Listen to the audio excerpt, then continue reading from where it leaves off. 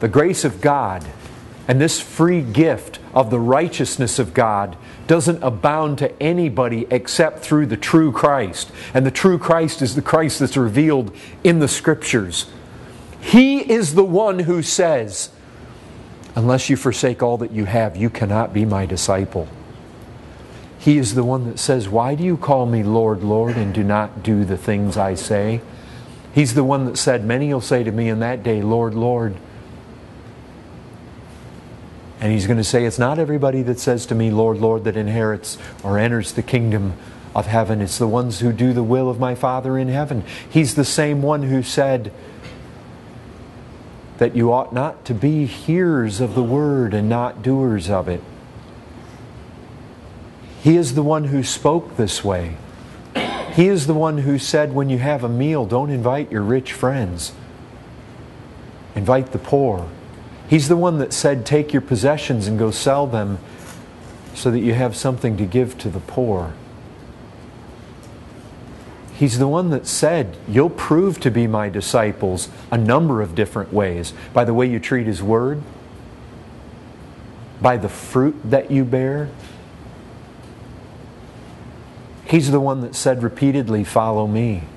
And when men didn't follow Him, they went away and perished.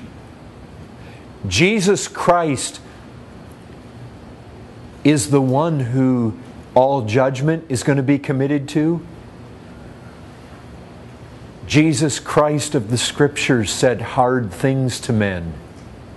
He said, unless your righteousness exceed that of the most religious people of that day, you will not inherit the kingdom. He's the one that said not to store up treasure here, but to lay it up in heaven. He's the one that said, blessed are the poor in spirit, blessed are the meek, blessed are the mourners, blessed are the peacemakers, blessed are those that hunger and thirst. Not in that order, but those. He's the one that said that.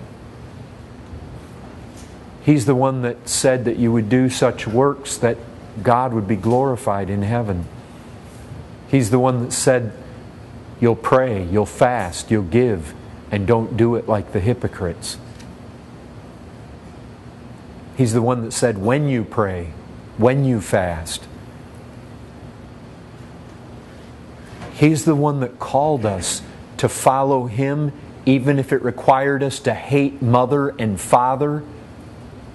He's the one who said that if you love anybody more than Him, you're not worthy of Him. He's the one that said if you put your hand to the plow and you look back, you're not worthy. He's the one that said, remember Lot's wife? He said hard things to men. He's the one who said to one of His chief apostles who thought worldly thoughts, get thee behind me, Satan. He said strong things. He's the one who spoke most plainly about hell and its reality, and weeping and gnashing of teeth and outer darkness, and many of those who thought that they would be in the kingdom being thrown into that outer darkness.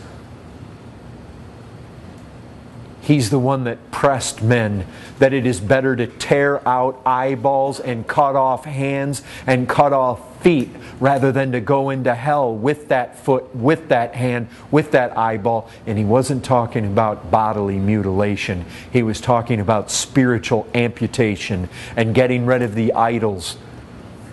He's the one that would say to people, go and sin no more lest a worse thing happen to you. He was the one who would come to say to somebody, go sell all that you have and give to the poor and come follow me and you'll have treasure in heaven. And when the people didn't follow, He said, oh, that's okay. You'll just be a second-rate Christian. He didn't say that. He said it was all or nothing. You sell out for me or you don't. It's either total surrender or not. He's the one that said you cannot serve God and serve money.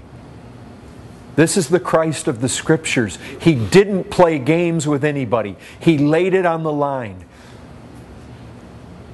He always said, you need to count the cost. It's free, but it'll take everything. He's the one that said, strive to enter in. He's the one that said the kingdom of heaven is taken by force, by violence.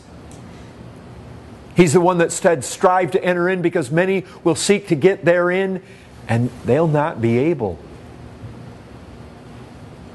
He's the one that said that on Judgment Day, if you did not give your life to feeding and clothing and giving to drink and serving the needy, you will be told to depart and you'll be on the left hand. He's the one that told men to follow Him. And no matter the cost, He's the one that said that you need to love Him more than you love your own life. And if you love your own life more than Him, you're not worthy of Him. He's the one that said, better to die, better to lay down your life, better to give it all and have Him. He's the one that told the parables. He's the one that warned. He's the one that said, here's a man. He went and sold all that he had that he could have this treasure, who is Christ. He went and sold all that he could have this pearl of great price to have Christ. He told about people who would gladly receive but not be able to endure suffering and persecution and fall away. He warned about those who would become so twisted up with cares of this world that they would become fruitless.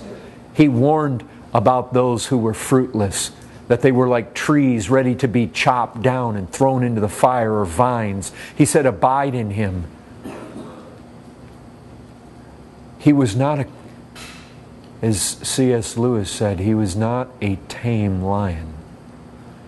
He came the Lion of the tribe of Judah, and when He walked among men, He said, learn of me, I am meek and lowly. And at the same time, He spoke with such boldness and power and lion-likeness. And He didn't mince His words. And this is the Christ. This is the one. This is the one. There is no other. You can, listen, you can call Him Christ, but if you make Him out to be less than what I just described, He is not the Christ of the Scriptures. He is another man. He is a figment of your imagination, and He does not save. Oh, brethren, folks, ladies, gentlemen, friends, visitors, this is a salvation that is without comprehension. It is not to be compared.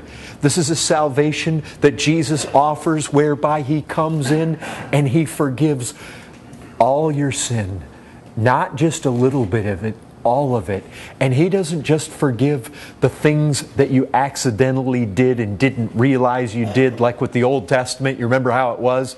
As long as the sin was not something that you did high-handedly, as long as it was something that was unintentional and you found out about it later, that there was a sacrifice for it. He forgives those things you did in the most high-handed, rebellious fashion. And He doesn't just forgive what you've already done. He forgives what you're going to do tomorrow and the rest of your life. All of it. All of your sin. It says as far as the east is from the west. The time you can measure how far the east is away from the west, then you can measure how far He puts all your sin away. Not just some of it. This is no Catholicism here where it's just past and now you got to make penance and do all your stuff for the future. They can have that. That is not the salvation of the Bible. Jesus Christ offers you full atonement.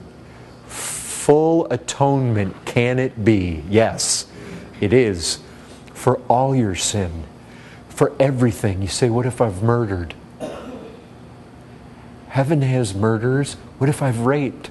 What if I've committed all sorts of horrible sexual things? What if I've had bitterness and covetousness? What about sexual immorality and all sorts of impurity? And what if I was a thief? And what if I've done these horrible, wicked things and dishonored? What if I've torn up Bibles before? And what if I've hated God's people and I've done the most wicked and foul and abominable things? Listen, Jesus Christ, when He left heaven, He came down here to seek and save sinners. Right. And if you're a sinner, He came to seek people just like you. Jesus Christ died for the ungodly, we read earlier in chapter 5. You say, that suits me, I'm ungodly. Well, that's who He came to save. And look, He didn't... If He came and said, there's no hell, you can stay here forever, that would be glorious. That would be unspeakable. That would be undeserved. That would be mercy and grace, which would just be incomprehensible. But that's not what He does. He comes along and He says, I will forgive all your sins, and I will take you to be with me in the paradise of God, and I will seat you on my Father's throne with me, and you will reign with me, and you will be my wife. I will make you my bride, and I will take you to myself to be with me forevermore, and you will come into the family of God. You will be a son of the Most High. He will be my God and your God. He will take us into such glory, and not only that, He will transform us into the same image of Himself. This is the kind of salvation that He offers. But only through this one man.